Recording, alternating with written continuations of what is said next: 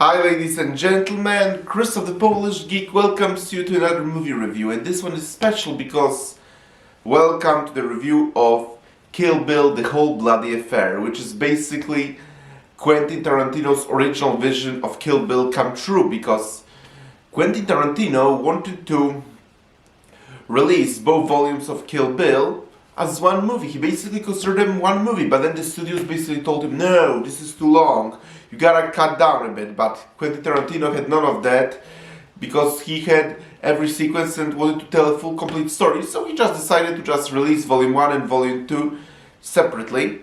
And also because the movie otherwise would be rated R, they also told him to tone down a bit of violence. So Kill Bill The Whole Bloody Affair is both volumes 1 and 2 stitched into one, and with all the former violence restored, so basically, and some additional sequences as well actually. So basically this is Quentin Tarantino's original vision of Kill Bill come true. I've never even been thinking that we might be getting something like that, but also what I have to tell you is how I got into Kill Bill in the first place.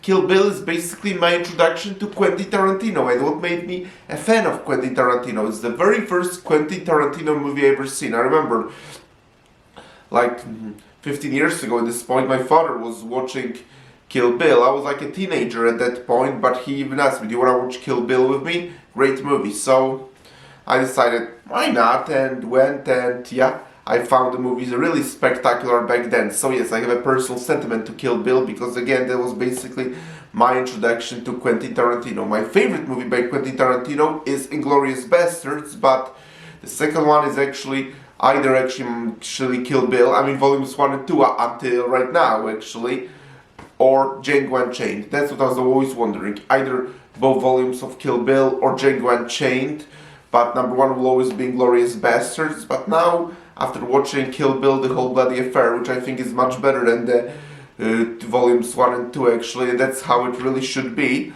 then I think Kill Bill The Whole Bloody Affair might actually be my second favorite Quentin Tarantino movie, only next to Inglourious Basterds. But whatever, like yes, that was a very, very long, obviously, like 4 hours, 4.5 actually, and there even was a 10-minute intermission, but I wasn't bored one bit. I was just like engaged, entertained, and had a great time through and through, and just like, and I couldn't even go to the bathroom at any point because I was just so stuck up watching Kill Bill. I mean, I generally don't go to the bathroom in movies really, but that could have been an exception, because I mean, there was a really wickedly long movie, but that didn't happen one bit, because again, I was so engaged and basically glued to the screen the whole time. I mean, it's been years since I've seen Kill Bill, but watching this basically just made me remind me how much I loved that movie when I first seen it, and how still I think it's a very great movie, and how much better it is than almost any modern Hollywood movie. And yeah, you probably see me on my channel, I do tend to praise some modern movies from time to time when I'm ending up enjoying it, but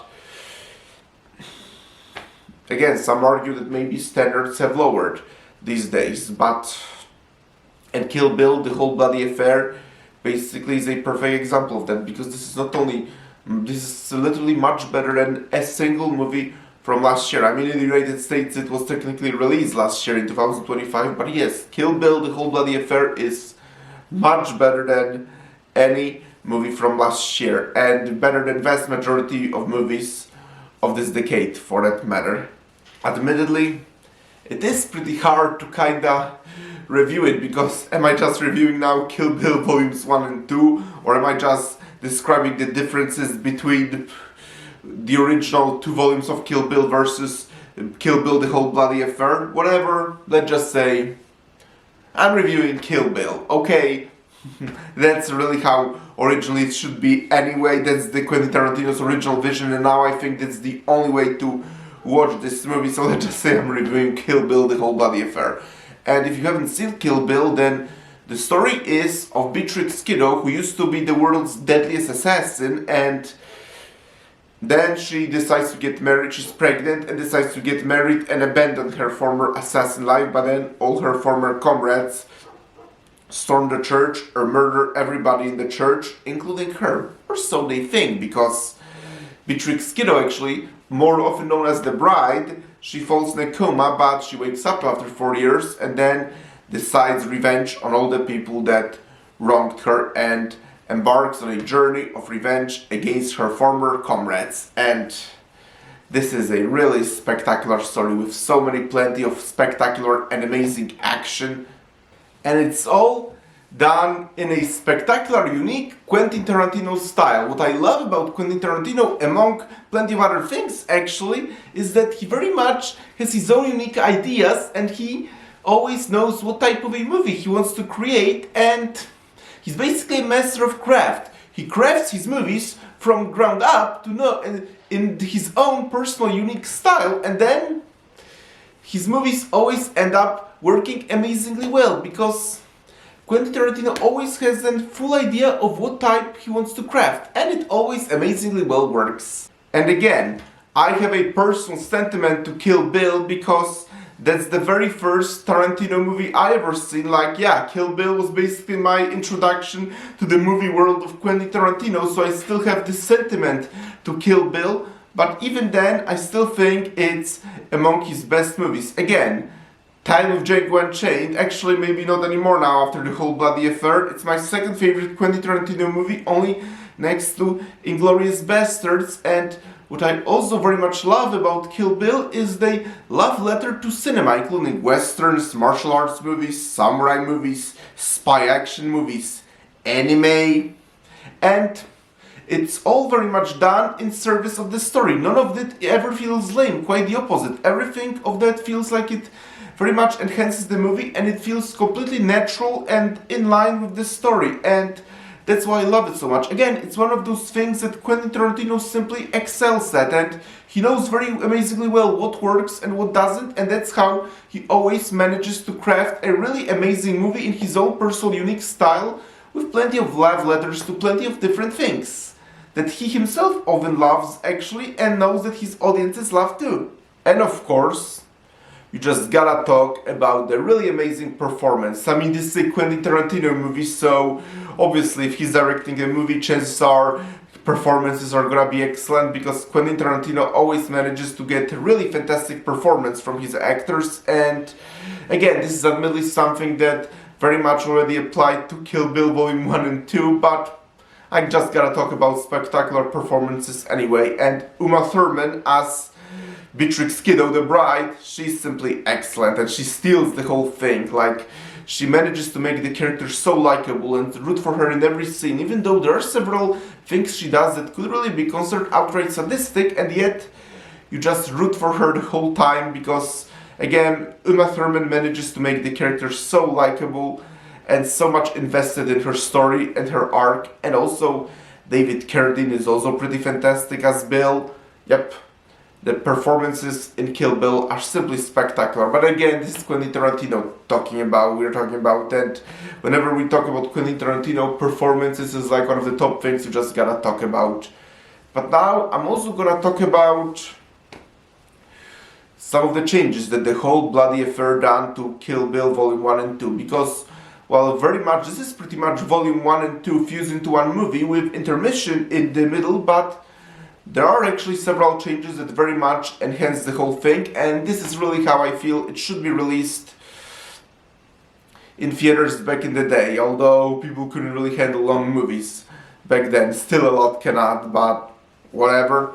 The first change I'll talk about is one I haven't actually seen, but I've seen several people talking about it, is that the fight against Crazy 88 is now entirely in color, whereas it was in black and white in the original Volume 1, but that personally I didn't see. Like, whenever I was watching Kill Bill Volume 1, I always seen Crazy 88 in color. Like, I don't know why, maybe in Europe it was just in color, I don't know, but whatever. Whenever I was watching the fight against Crazy 88, I always seen it in color, so can't really comment on the fact that apparently some people seen it in black and white. Can't comment on that, but I'll also say is that later towards the end, in the very last act of the movie, there is a twist that's so impactful and so emotional actually. But thing is, Kill Bill Volume 1 actually revealed the twist and basically told us what's going on.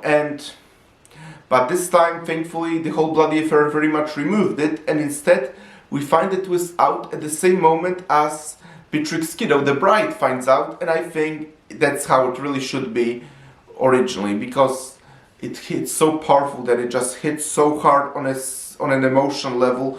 And again, if you haven't seen Kill Bill, then I am suggesting stay away from the volumes 1 and 2 and instead just watch the whole bloody affair, because again, you'll get so much more enjoyment from that emotional moment. Again, I really don't think that it should ever been revealed anyway. Like, I don't know why did Quentin Tarantino had to make a reveal when at the end of volume 1, but whatever. Now that he has his original vision restored and you've never seen Kill Bill, then I suggest you just go and see Kill Bill, the whole bloody affair. If you can handle long movies, but if you can, then that's really the only way now to watch Kill Bill. And another change is that the anime sequence, the backstory of Oren Ishii, the first of the assassins that Beatrix Kiddo is going after, the whole anime sequence about her backstory is very much expanded.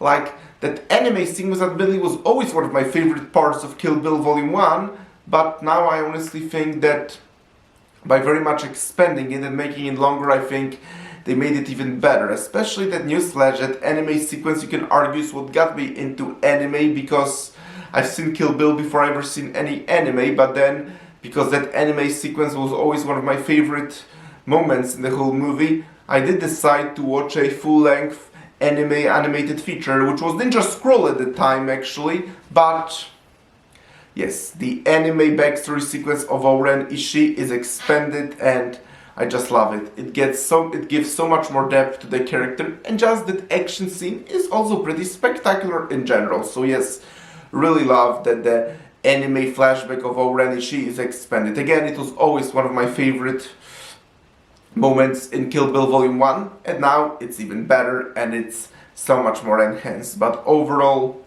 Kill Bill, the whole bloody affair, like, this is spectacular.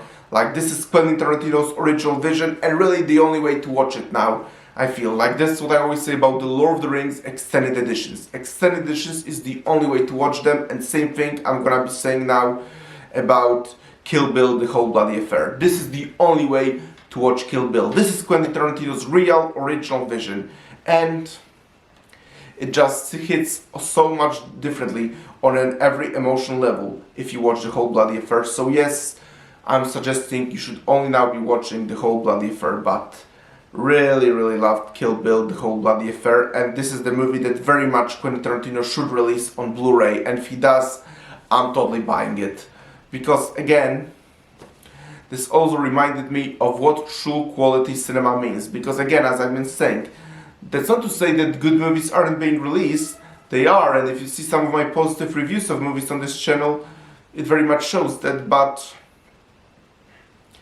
again, Kill Bill, the whole bloody affair just reminded me that movies in the past were so spectacular and just better than modern movies in every way. And again, there are some really amazing modern movies, like I like going back to my personal favorites of this decade of Guillermo del Toro's Pinocchio, The Northman, Nosferatu. And yes, those movies feel very out of place in the modern day because they are really amazing movies, but again, I'm talking about the general idea. And Kill Bill, the whole bloody affair, again, is much better than any movie that came out last year, and I was so engaged and I love it so much, and I honestly think, again, this might now be my second favorite Quentin Tarantino movie, only next to Inglourious Basterds. But again, if you've never seen Kill Bill but love Quentin Tarantino, then now is the time to go see Kill Bill, the whole bloody affair.